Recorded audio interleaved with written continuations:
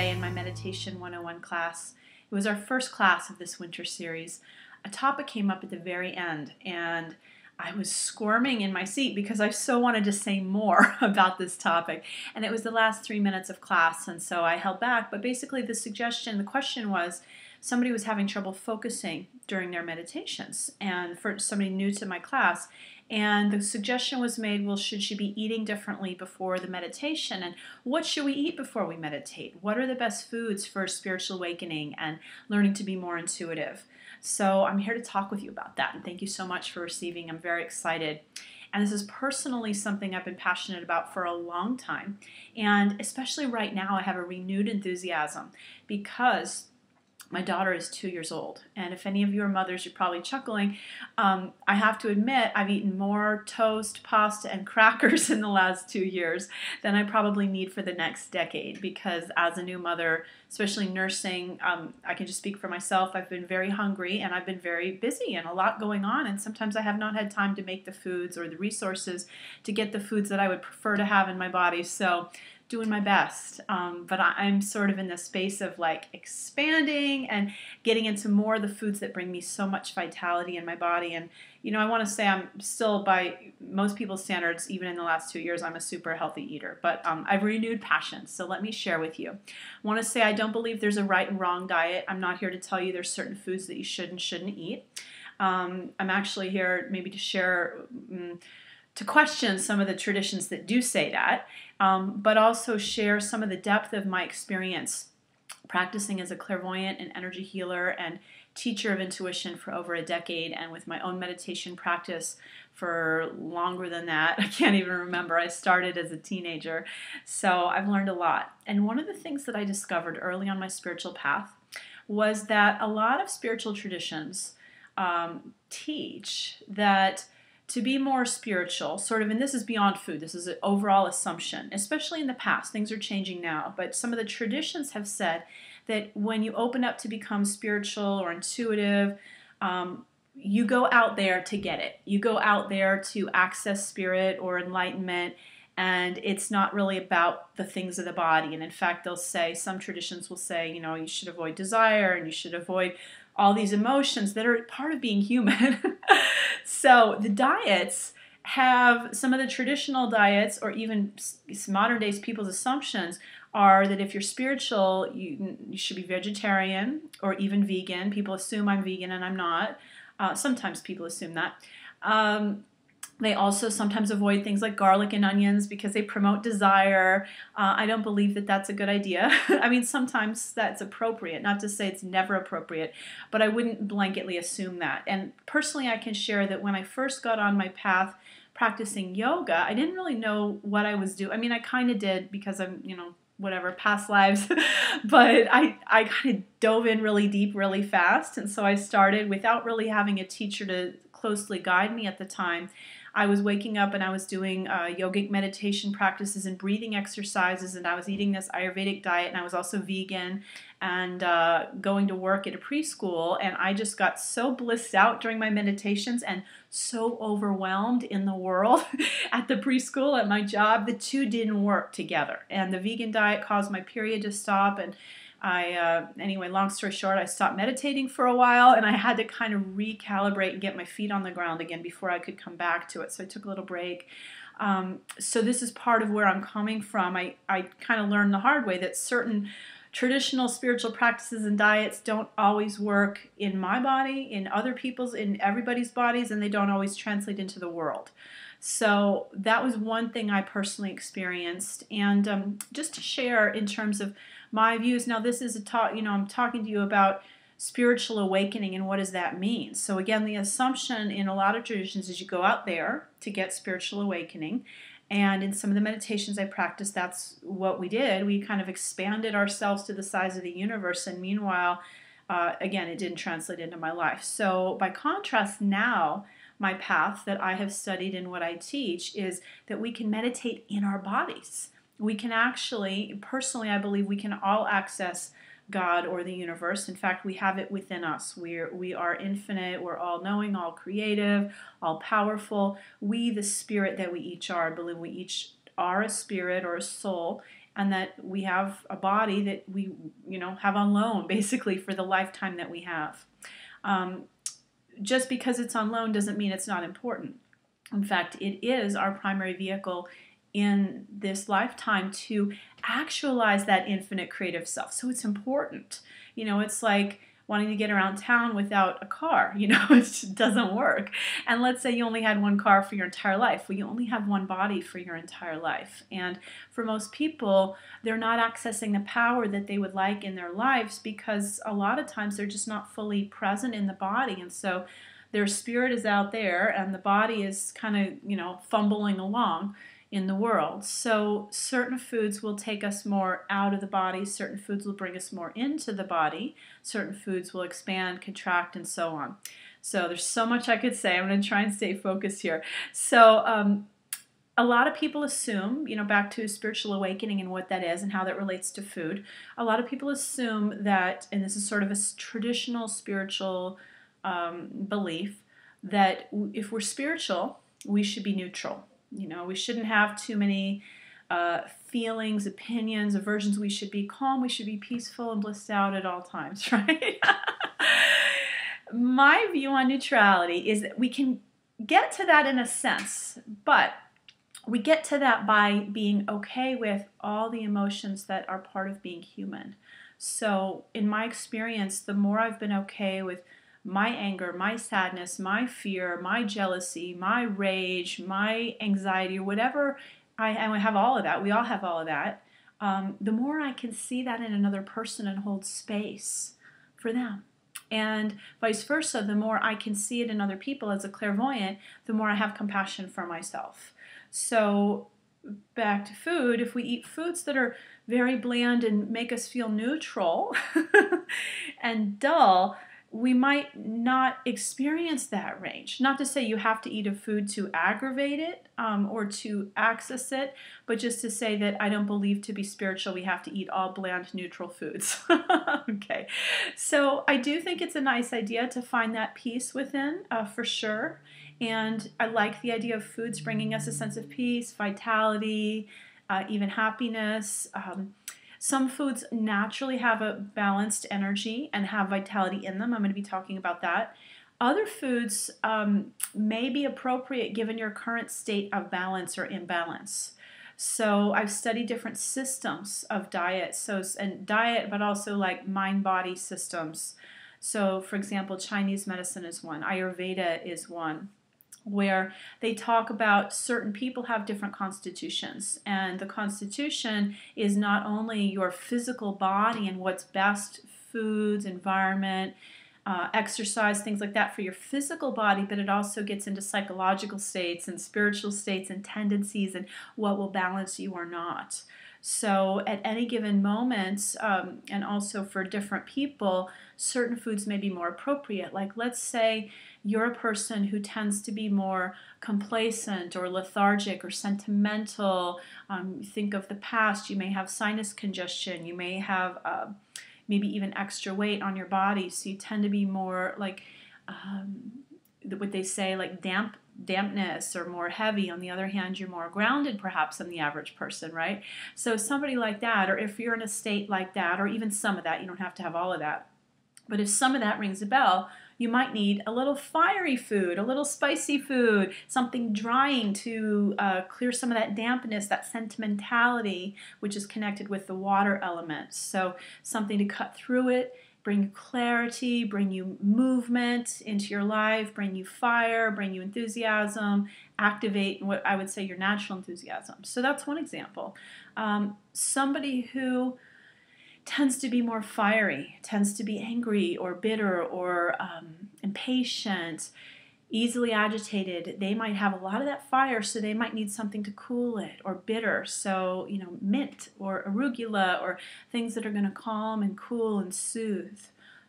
So those are just a couple examples. So whatever your tendency is, again, back to spiritual awakening, I believe we're enlightened when we can have everything, not when we can avoid everything, right? Not when we can avoid all the feelings and emotions that are part of being human, but to be able to have space for it. So say if you're always angry, you need to be able to go the other way. And if you're always kind of sad, or if you're always kind of emotional, sentimental, you might need to, get that fire under your butt. So just a couple examples there.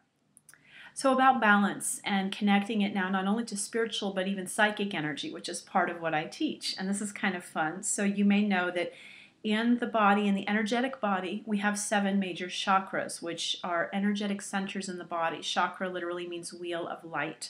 So we have 7 from the crown of the head to the third eye, to the throat, to the heart, and then down the solar plexus, the low belly, and the tailbone area. And they go front to back. So low belly, low back is the second chakra. Third chakra is solar plexus, front and back, etc., etc. So each of these 7 chakras, if you've ever seen a diagram, they go from the bottom. The first chakra is seen as red, typically. The root chakra all the way up through the rainbow. So the second is orange, the third is yellow, the fourth is green, blue, indigo, violet, up to the crown, right? And so really fascinating to me that in certain dietary systems like Chinese medicine, they talk about different colors relating to different organs in the body and different elements. So for example, the water element. I was told I'm a water element by an acupuncturist. So that's associated with the kidneys and the bladder, and the foods that balance that are colored black and blue. So blueberries, black beans. There's not a lot of black and blue foods, but that's just one example. The lungs are benefiting from a white. The white is considered the metal element. My husband's a metal rat, so I don't know what that ties into the food, but anyway, there's so many nuances to this where they say different colors will balance different organs in the body and different energetic tendencies, so the water being the emotional type.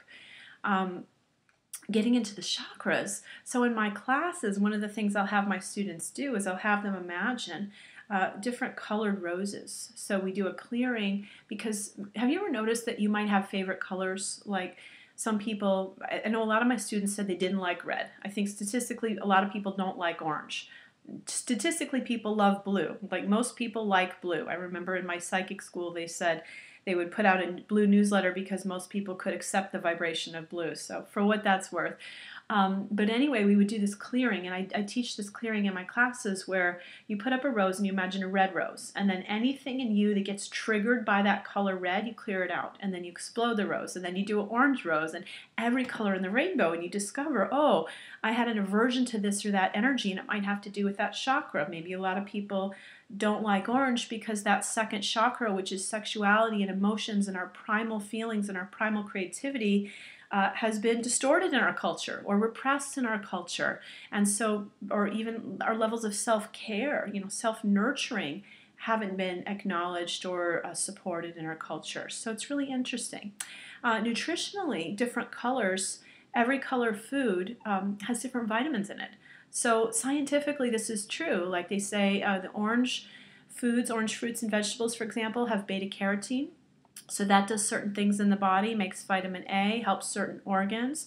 The green foods, they have certain vitamins and nutrients, and on and on and on. So we need a balance. And they'll tell you, and I remember again, Chinese medicine, that I would read, like, you should eat beans of every color and vegetables of every color and fruits of every color to have a balanced diet. And I think it's so fascinating how it ties into the different chakras and the different energies associated with each color.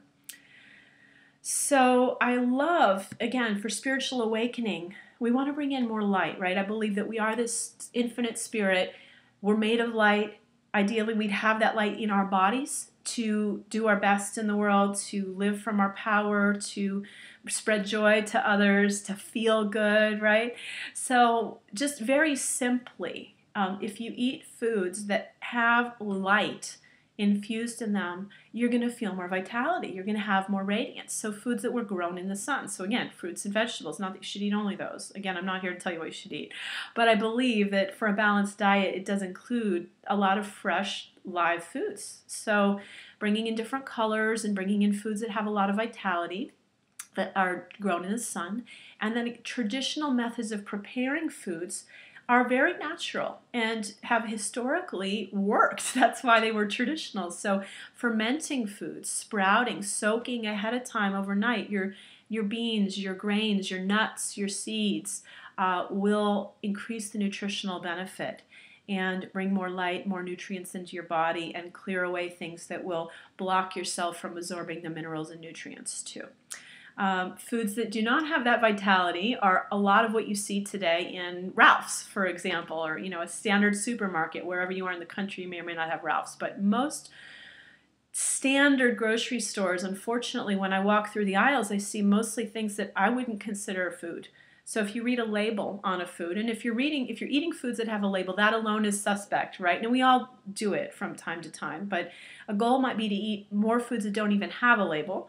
But if you're eating foods with a label, read the label and ask yourself, do you recognize these ingredients? And if there's a lot of chemicals on the list or things you don't recognize or things like red number 40, those aren't natural. They're not going to bring balance in your body.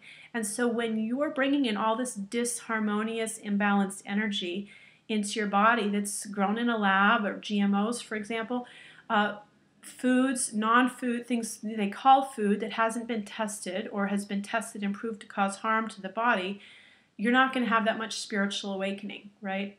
The more I believe, we're all intuitive all the time. It's not about, I don't believe that it's about learning to be more psychic. It's about bringing your energy up to a level, or, I don't know if I want to say up because that implies going woo, but, grounding, but bringing the vibration within your body to a level that's loving, that's balanced, that's harmonious, that's a healthy energy that's going to attract more, whether that's people coming up and approaching you, loving you, talking to you, offering you opportunities, the way they respond to you, or whether it's literally intuitive guidance that you get. If you're in a state that's balanced, the guidance you get will be balanced.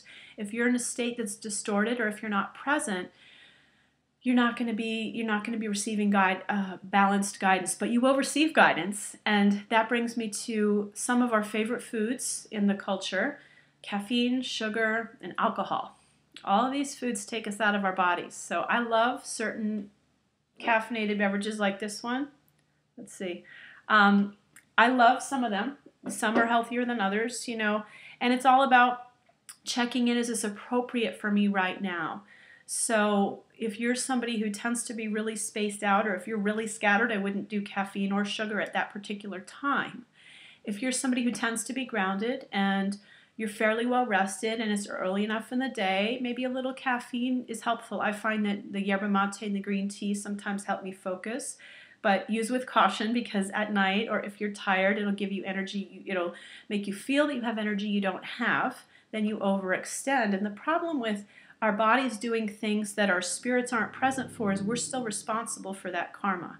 Our bodies, if you overextend, you're going to feel it the next day. That's one version. Another version is, on a more extreme level, somebody gets drunk and obnoxious and, beats their children. They're responsible for that the next day, and they got to live with it.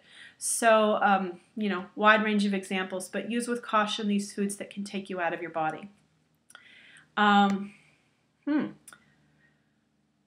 to the energy about the vitality in the food. So I talked a lot about plant-based foods. I personally include animal foods in my diet. I include dairy and meats. And again, ask yourself, if you're eating these foods, do you know the environment that they were grown in? What vibration do they carry? So I believe that not all meats are equal, just like not all apples are equal. All corn is not equal. So whatever foods you're eating, let's say the animal proteins, for example, personally, this is just general example, I would rather eat buffalo than chicken any day. And it's interesting because people think, well, if you're spiritual, it's better to eat foods lower on the food chain, right? Like fish is better than red meat. That's an assumption. But for me, one factor that I consider is the vibration of the animal peaceful?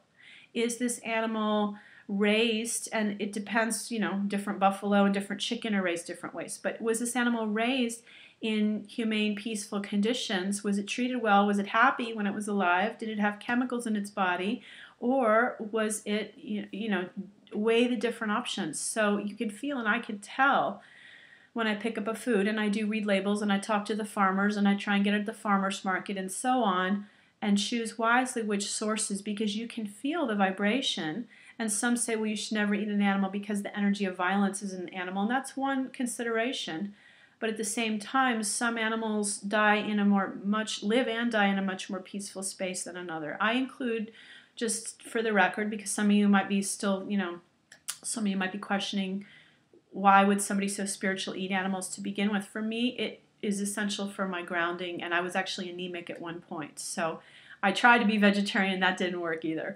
So I choose wisely, and for me, the meat and vegetables and fruits and a little bit of the other plant-based foods is a nice balance for me. Let's see, so one more topic, which many people ask me about, and it's epidemic in our culture, is emotional eating. So do we eat for vitality, or do we eat for feeling full or feeling better, And I am all about pleasure, so absolutely eat for pleasure. This little tea brings me a lot of pleasure. Chocolate brings me pleasure. I remember one of my psychic classmates, he said he came back incarnated for pumpkin pie. That was the only reason he got back into a body.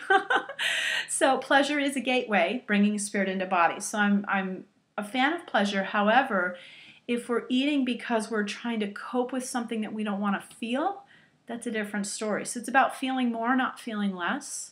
And many times we have addictions. People have foods that they crave, and what they're really craving could be different things. It could be a physical craving. So it could be that you need a nutrient and you don't know where to get that nutrient, but you're craving potato chips, and maybe it's the vitamin C in the potatoes. Maybe it's the salt. Maybe it's, you need fat. It doesn't have to be potato chips, but your body doesn't know. Your body just craves what's familiar that gives you that, or gives you something close to that. So another idea is that it might be an emotional craving. So maybe you ate potato chips with your dad late at night when you were a kid, and that was your bonding experience. So it's not really anything physically about potato chips. It's just you want to feel that love and that special connection you had with your dad. So one of my friends, she's brilliant. She does a lot of health. She's a holistic healer, basically. And I remember once being at a little market with her, like a natural foods store. And so she wanted to buy, she said, well, I really want this cookie. And she's like, I don't know if I should have a cookie. So she asked, and she used muscle testing. I'm not going to explain muscle testing in this video. Keep it, again, try to stay focused. But she used this process to ask her body, is this a physical craving? Is this an emotional craving? And then once she got the answer, it was emotional, she asked, well, is there another way? She asked her emotional body, is there another way you can get this need met?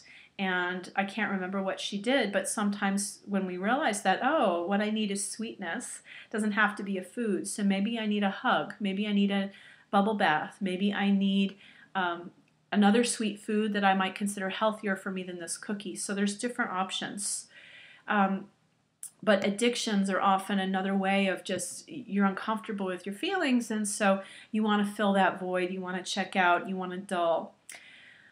I will say that you don't know until you know. For me, it's been a process throughout my life of, especially, I guess, since I was 18, so throughout my adult life, of refining and refining and refining more what makes me feel good. And each step I take, I can't go back to the old space. So be where you're at, and just love yourself, take the next step, and you'll find that when you're used to eating a certain food, it feels fine to you, but then once you take a step beyond it, you just wouldn't want to go back. So for me, one example is I used to, in my 20s, every morning I would get up and I was sleeping, like I would stay up really late and sleep really late. So it was like mid to late morning, I would finally get out and I would go to a coffee shop and I would eat pastry and drink a latte or a coffee or something, and that was my breakfast. And I barely had any energy until mid-afternoon, and I'm thinking back, well, that was when I finally ate some protein. But for me, at the time, I didn't know the difference. I would go and I would write or read in the morning, and I loved it. But I tried to do that a few years ago, just kind of for old time's sake. I was back in Boulder, which was the town where I did that, and it was like, whoa, my energy went up for like a few minutes, and then psh, I was like, okay, that's the last time I need to do that. Alrighty, so I will also say, final thought, the more you're in your body, the more you'll notice. So besides, taking each step to eat healthier, you won't want to go back. I'll also say that anything you can do to get you in your body will help you to notice what your body needs. So sometimes we simply don't notice what our body needs because we're not in it. So another thing for me that was helpful is when I started doing a lot of yoga. I remember at the time I wasn't cooking very much at that time in my life, and I was vegetarian. But I would sometimes, in the evening, I would eat a frozen pizza, and a healthy brand, whatever, but it was a frozen pizza. And after I came home from yoga class, when I started doing yoga like 4 or 5 times a week, I would come home and I'd look at that frozen pizza. I was like, how about half a pizza and a salad? And my body was humming because the yoga gave me that feeling of vitality. I didn't want to dull it anymore. I was like enjoying that. So there's different levels of that. Meditation is another thing you could do. Getting more in your body will make you attuned to, oh wow, I used to like this food, but I don't feel like eating that food now, and let that be okay. Okay, so these are my thoughts. Thank you so much. Foods for Spiritual Awakening. Feel free to reach out to me if you have questions or interested in a personal reading. I often, even when people ask me about relationships, I go, oh, you need carrots. I just get a lot of nutritional information. It's passion. So